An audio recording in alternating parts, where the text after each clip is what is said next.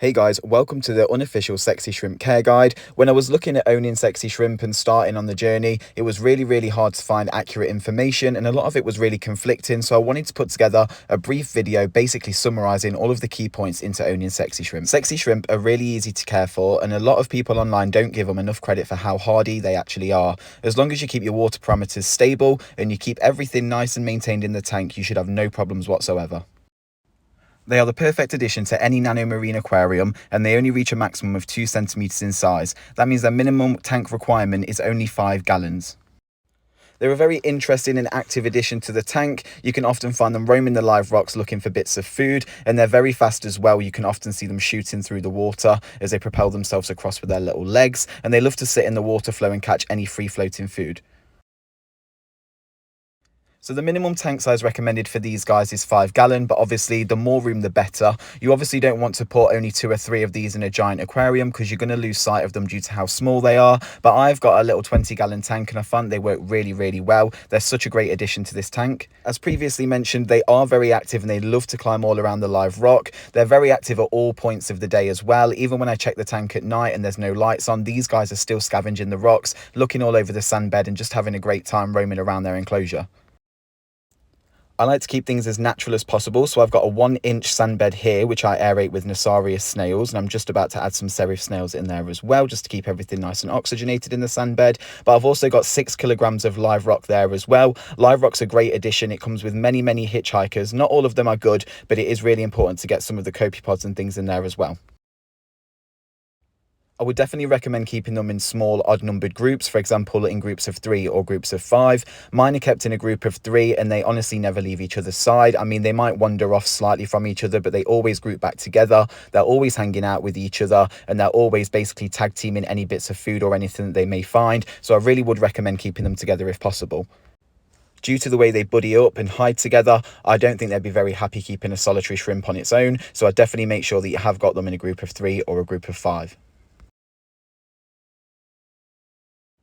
As previously mentioned, the minimum tank size for these guys is 5 gallons or 20 litres, but I've got this, the Aquatropic LED 65 aquarium. It's a 65-litre aquarium, and in there you get the heater, the lighting, and you also got some filtration, which I've swapped out, and I'll show you that in just a second. This aquarium is made of glass, and I do prefer glass over acrylic as it doesn't scratch as easy and it's easier to really scrub away the tough algae stains. This tank was an absolute steal. It cost me £119.99 and I got it from Maidenhead Aquatics, which is the same place that I picked the shrimp up from as well. You don't have to use this exact tank, but I thought this one was really great value for money, and it also comes with a stand which I believe is £89.99, so if you wanted to get the complete kit you could also do that. I wasn't overly impressed with the filter that came with the tank, so I did swap out to this Nicru Magic Jet filter. This one I think is really good because we've got the spray bar on top, so we can really aerate the water and keep the surface moving. I picked up this filter really cheaply from Amazon. I believe it was £17.99 and it comes in a range of sizes, so make sure you get the right one for the size of your aquarium. I really like the spray bar on there, as we previously said, so we can keep the water nice and aerated. It also comes with a sponge in there as well, and also a compartment for carbon. The filter itself is really easy to maintain. I give it a general wipe over once a week when I'm doing the 10% water change, and I also change the actual filter media itself once a month. So I change the filter pad once a month, and I also change the carbon that's in there as well. Just be aware that carbon is great to use. It helps to clear the water and also get rid of any odours, but some fish are quite sensitive to it, so just make sure that prolonged carbon use is suitable for the type of fish that you've got in your aquarium. The majority of my filtration comes from biological filtration in the live rock and the substrate, so I'm not overly stressing about chemical and mechanical filtration, although I do still want something to stimulate the water surface and also pull and trap any large parts of food that are left over, for example. Because I am relying so much on biological filtration, having a nice simple filter like this works really well for me. Next up, I have this Fluval Sea flow pump. Just make sure you get the right one for your size of aquarium. Sexy shrimp don't overly like a lot of flow. Remember, they are very small, but they do like to sit in the flow, and I found that they do tend to hang around on the rocks where the flow hits. I think this is mainly due to the food getting blown in the flow to those rocks, so it's easier for them to grab them and pick them up off that rock. So I think it's strategic placement on their part. Any saltwater tank needs a lot of flow and it needs good water movement. We want water moving in all directions so we can keep it nice and aerated and we can keep all the salt and everything well mixed. In terms of overall water parameters and quality for these guys, they do prefer the temperature to be around 24 to 27 degrees Celsius. The specific gravity or the salinity in there should be 1.023 to 1.025, although the main thing here with salinity is keeping it as stable as possible. The pH should be 8.1 to 8.4 with an overall hardness of around 7 to 12. The nitrate should be less than 20 ppm and they have an average lifespan of 3 years. Of course, we want ammonia, nitrite and phosphates to be as low as possible, preferably keeping ammonia and nitrates at 0. As with all invertebrates, make sure you drip acclimate them and take your time when introducing them into the aquarium for the very first time, as they are very sensitive. So the water is a little bit cloudy here. This is straight after doing a 10% water change, so everything just gets stirred up a little bit. But in terms of feeding, these guys are carnivores and they will eat anything that's left over, although we shouldn't be relying on them to just eat leftover food, as they technically aren't scavengers. They're not a part of the cleanup crew. They aren't picky when it comes to food. They do best with food that sinks to the bottom, so anything like pellets or frozen food would work really well. I do offer the occasional flake food as well, because when it gets blown in the power head, they catch it from the rock that they sit on, so I do like to offer them flake food as well. But if you are struggling to feed these guys, you may need to target feed them. Just take it nice and slow, as they are very jumpy.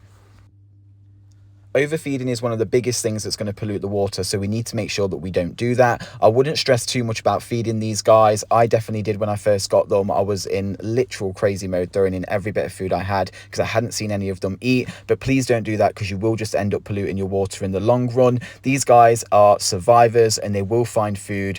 Don't worry too much about them. Just make sure you offer them plenty of foods that they can eat. In terms of cleanup crew, these guys tend to get along with everyone. People do say that they like to host in anemones. You don't necessarily need to have an anemone, but they will eat soft corals if they're hungry, so just bear that in mind. They have a particular taste for zoas. In terms of cleanup crew, I currently keep my 3 sexy shrimp with 2 red-legged hermit crabs, an Asarius snail and 2 turbo snails. I've not had any issues mixing with other invertebrates, and as I said before, these guys are really fast, so if a crab gets too close, they just shoot off through the water. When we come to mixing with fish, we do need to be careful. As previously stated, any predatory fish will see these guys as a small snack. Wrasse are generally not a good idea to mix with these guys either, because they will just wipe them out straight away. Any placid fish would be a great shout. I currently have mine with a firefish. They got on fine. I've got no issues with them. The firefish doesn't try and bother them at all. I was tempted to mix some clownfish as well, but I'm worried about the clownfish sort of ganging together and then bullying everything in the tank, so I haven't gone ahead and done that yet. I've also looked at cardinal fish, and apparently cardinal fish are also a big no-no, so just make sure that you research which fish you're going to put in the tank.